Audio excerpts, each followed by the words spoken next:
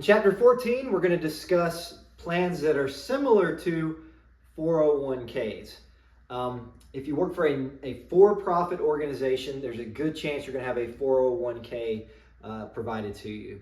If you work for some other entity, a nonprofit or a government entity, then you're more likely to see these types of plans. So let's jump right into it. Let's start with the 401a, which is the most atypical. It's the most different of the four plans that we're talking about, these 4XX plans, as I like to call them. So a 401a, like the other plans that we're going to discuss today, are typically offered by nonprofits and in government entities. And that could be government at the local, state, or federal level. You might have access to these. But there's always exceptions to these rules, and there are occasional scenarios where 401as are offered through for-profit businesses, particular medical businesses. For-profit medical entities like dentists, orthodontists, things like that, do apparently have these 401as pretty often, so you can see them in other places. If you have one of these plans, the amount that you're going to contribute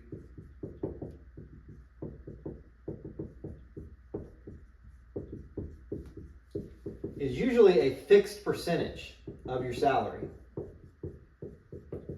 So it might be something like 5% that you have to put in 5%, which makes this very different from, say, 401k plans, right? 401ks, you choose how much you're going to put in. You can put in none if you want. You can contribute up to the maximum of $23,000 a year. Whereas with the 401a, it's usually like you have to contribute exactly 5%. You can't go beyond or below that amount. Likewise, the match, which comes from the employer, is also fixed.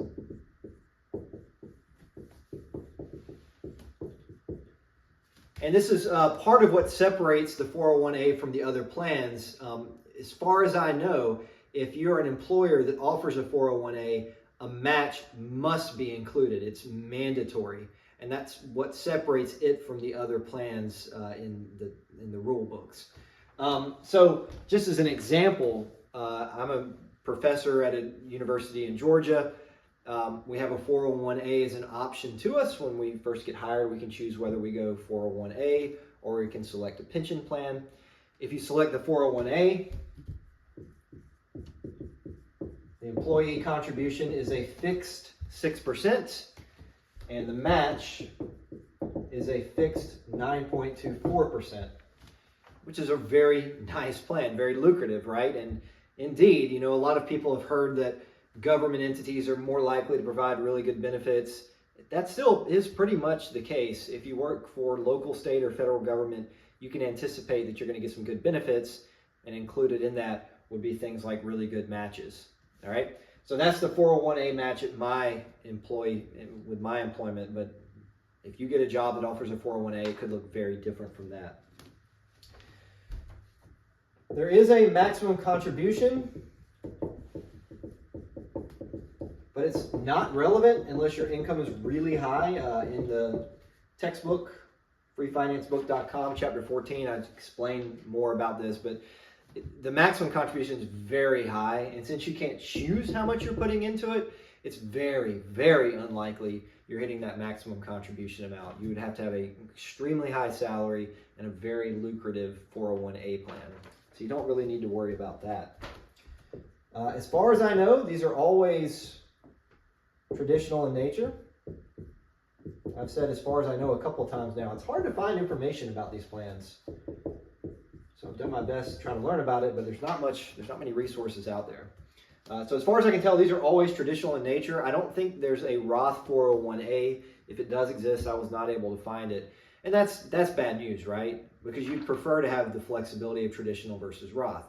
So if you work for an employer that offers a 401a, probably what you're going to need to do is pair that with maybe a Roth IRA. You'd like to have some traditional and some Roth accounts. You're going to have a lot of traditional automatically, so you need to go Roth with the rest of your investments. And then beyond that, the rules are mostly the same with everything else. You can start to withdraw at 59.5, just like a 401k. There may be hardship withdrawals where you can get the money out before if you'd like, just like 401ks. You can roll over funds in this account into an IRA. So once the money's in one of these accounts, the rules are very similar to a 401k. You're going to choose a vendor. You're going to choose specific investments within your account. All of this is pretty much the same. So that's the 401a. Let's now talk about the 403b.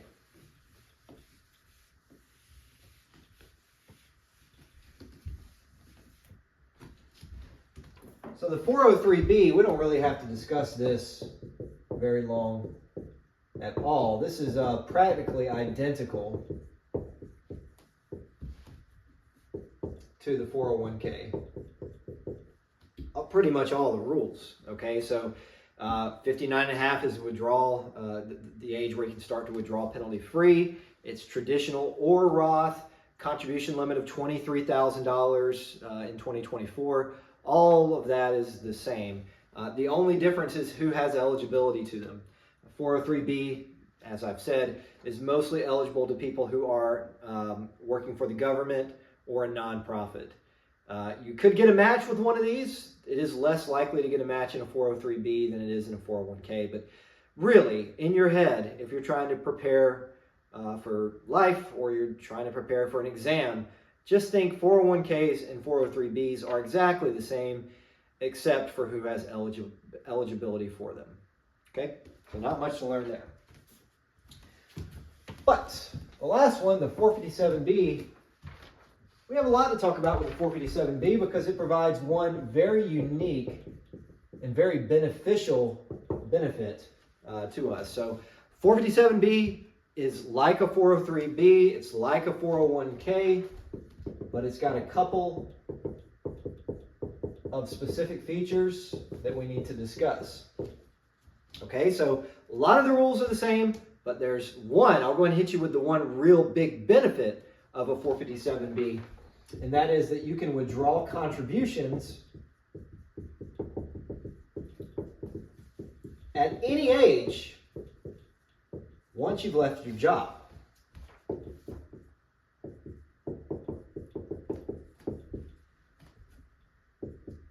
And that is a very, very big benefit.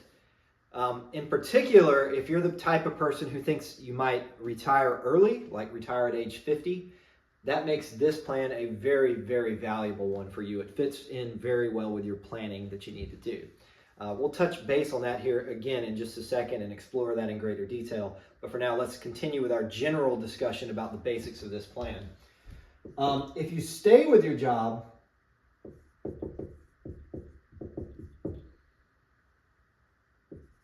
then you must wait until 65 to withdraw.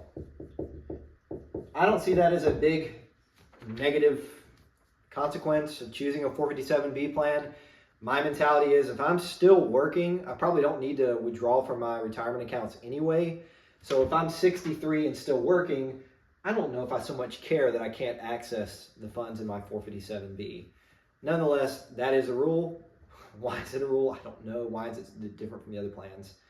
I don't know. It's very strange. I'll also mention a potential negative of the 457b, and that is that technically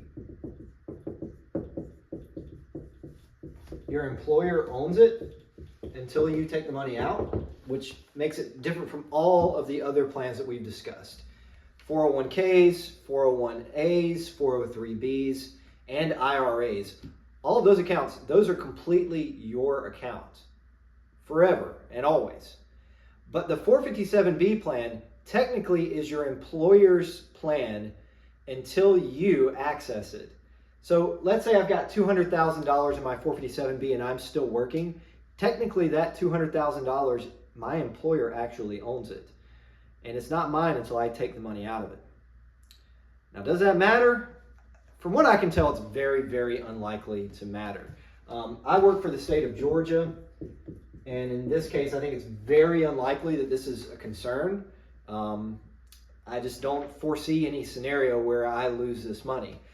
But if you work for a small business and that small business goes under, maybe is bankrupt, then there is some small chance that the creditors can actually access the money in everyone's 457B. So you've got $200,000 in your 457B and that company folds, there's a possibility that you actually lose that money.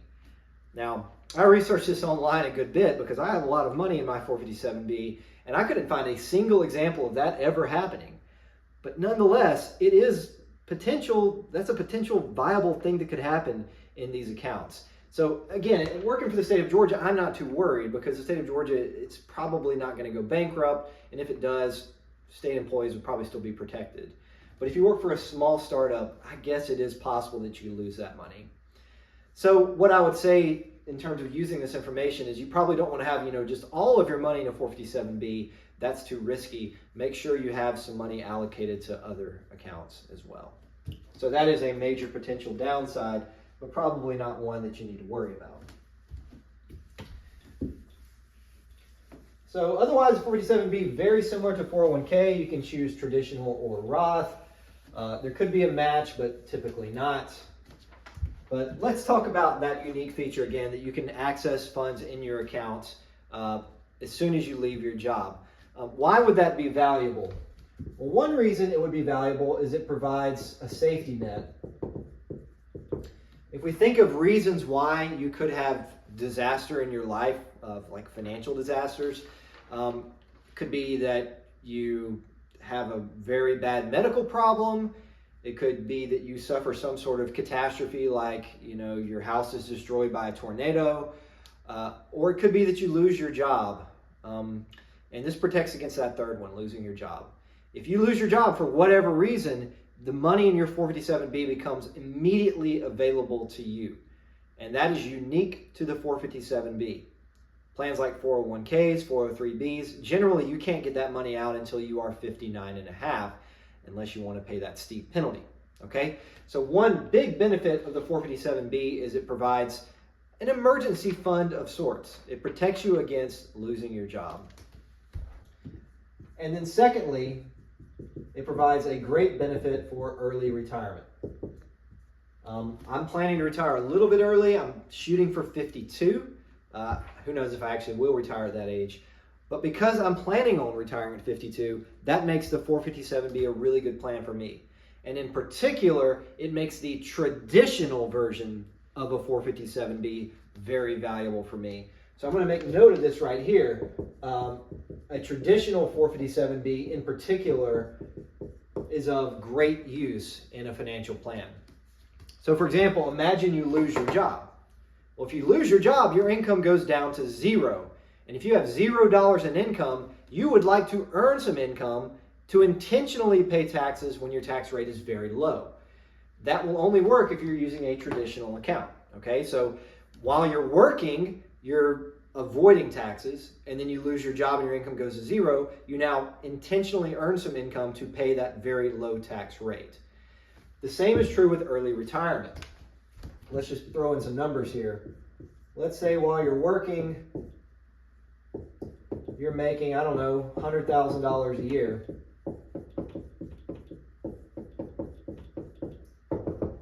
And then you retire at 50. Okay, so this is just an early retiree's schedule, right? Maybe right now they're 30 years old and they're just thinking about their future here. By the time they get to 50, they plan to be retired, and so they're going to have no income.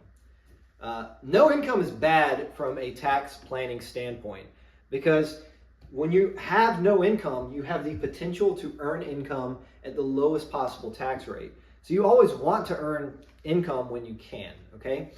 So the contribution you would want to make would be to a traditional 457B. Again, traditional because you want to pay some taxes in here. And the only way to pay some taxes when you aren't working is to withdraw from a traditional account. So you're going to contribute to a traditional account here, maybe $10,000 a year. And of course, you won't be contributing anything when you're 50. And then what that allows you to do is your income, in the eyes of the government now, you can smooth that out. So these years that you're working, your income in the eyes of the government will now only be $90,000. And that will allow you to avoid taxes at a pretty high tax bracket, maybe 22 or 24%, right? So you put $10,000 in, you are saving maybe at the 22% tax bracket. Then, when you're earning this money or withdrawing from your account at this age, you can choose how much you withdraw, but maybe you withdraw $40,000 when you're 50 and 51.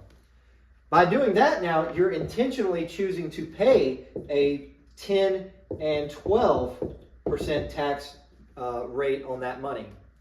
So you can see the advantage here, okay? When you're retired, you need to have a way to get money. You need to have a way to earn money so you can live.